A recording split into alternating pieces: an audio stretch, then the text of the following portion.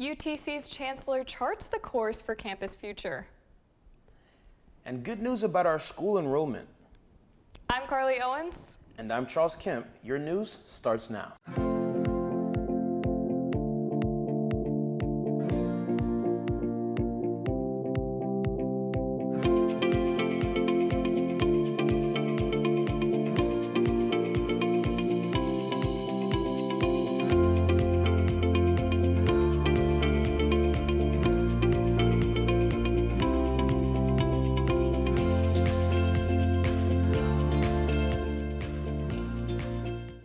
Kim White will transition into a new role of executive advisor to the UC Foundation. Effective January 1st, that means she's stepping away as vice chancellor for advancement and executive director of the UC Foundation. White joined the university's executive leadership team in December of 2021. She's decided to step into a part-time role which will allow her to focus more on family while continuing her work with the UC. UTC Chancellor Steve Engel charted the future and celebrated campus accomplishments. Dr. Engel delivered his State of the University address to a packed house at the new Wolford Family Athletic Center. He focused on the message of Mocs Learn, Mocs Do, Mocs Lead.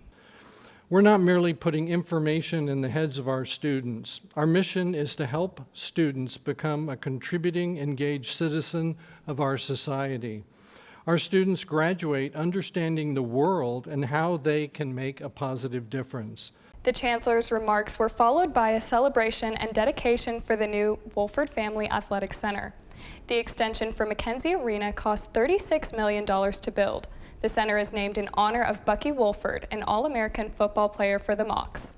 The building will house the football team, and members of the Wolford family, along with major donors and UTC officials, helped cut the ribbon. This fall's final 14-day enrollment figures has just broke the record for largest in UTC history, according to our official census data.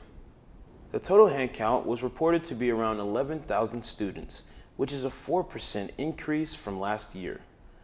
The large number of students is made up of around 10,000 undergrads and around 1,000 grad students.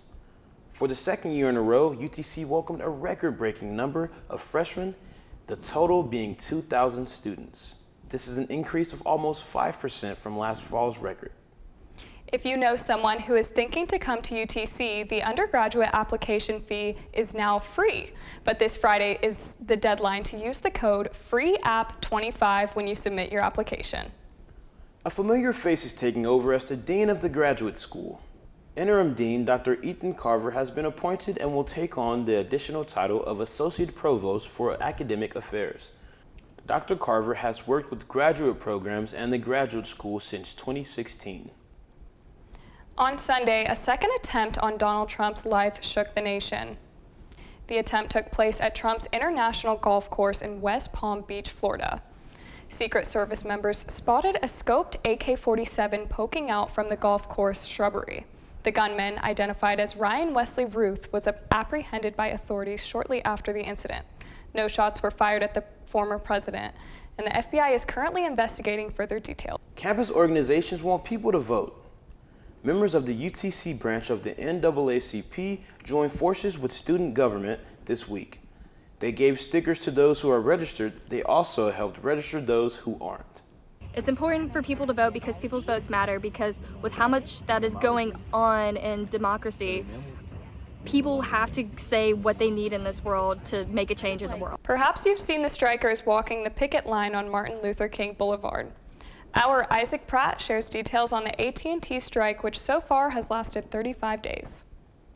The Communications Workers of America, or CWA, is a labor union that encompasses workers from many prominent telecommunications companies across the United States.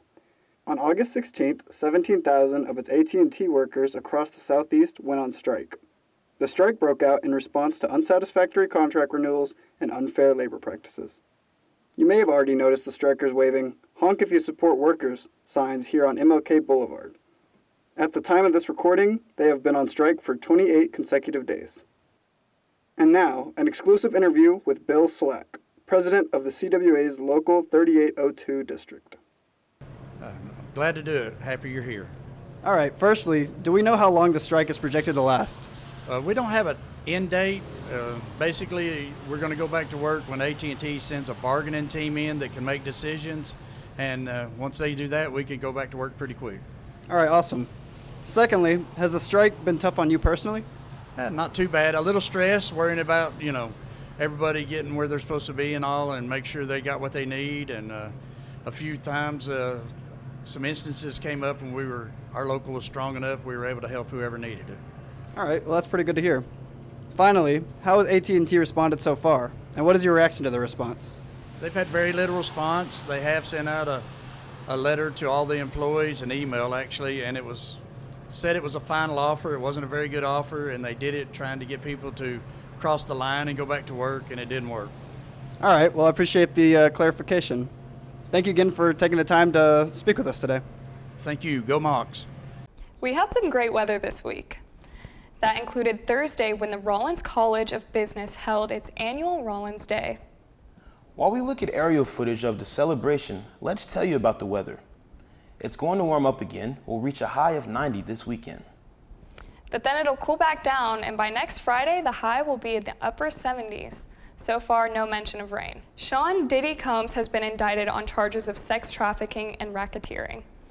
According to an indictment unsealed on Tuesday, Combs presided over an empire of sexual crimes. He allegedly coerced and abused women while threatening them to keep them in line to cover up his crimes. The indictment describes some heinous acts and actions, which include sometimes day-long sexual performances called freak-offs. Authorities say he's also intimidated several witnesses into keeping quiet. Former Jackson 5 member Tito Jackson has passed away. Tito Jackson died from a heart attack at the age of 70. He was the third eldest of the Jacksons. Tito learned how to play guitar at the age of 10. His music will be cherished forever. It's a tough start to the season for the Mocs. And the Vols introduced the Sooners to SEC play. Here's the latest in sports. Mercer's Braden Smith scored on a 9-yard end-around in the second quarter for the game's only touchdown. Mercer beat Chattanooga 10-3 on Saturday in a SoCon opener for both teams. After Mercer's field goal, Chase Artopois completed a 40-yard pass to Sam Phillips to the Mercer 32-yard line. But the Mocs turned the ball over on downs. The Mocs got the ball back with less than a minute to go, but gained little. The Mocs are off this week. On September 28th, they will play Portland State here at Finley Stadium. It's finally here for number 15, Oklahoma. After all the hype and waiting, the Sooners will play their first SEC game Saturday night against number 6, Tennessee. The Sooners will jump right into the fire. Tennessee has outscored opponents 191-13 this season. That's the largest point differential in SEC history through 3 games. LA Dodgers superstar Shohei Ohtani entertained each and every spectator with one of the greatest individual performances and seasons in Major League history. Fans lifted their phones to capture the moment and chanted MVP as Ohtani rounded the bases after he cleared the fence for the 50th time, becoming the first Major League player with at least 50 home runs and 50 stolen bases in a season. The most amazing thing about it, Ohtani's day wasn't even finished. In all, Ohtani hit 3 homers and stole 2 bases in a game during a 20-4 rout of the Miami Marlins on Thursday. That also secured a playoff spot for the Dodgers. UTC students got to try their hand at printmaking. The line was long for the campus event, and students got to choose a canvas tote or a fabric square. They were then walked through the process for printing. I screen printed like a whole canvas. It was really cool. We do t-shirts and totes and canvas prints live with attendees, and they get them in about 30 seconds. It was almost like sewing it on, but you were painting it instead. After that, the student creations went into a dryer, and they were able to claim them just minutes later. That's this edition of Mocs News. Thanks for joining us. Be sure to keep up with us on our Facebook page. We're also on Twitter, also known as X, and YouTube. You can also look for Mocs News extras on our Instagram page. Have a great weekend.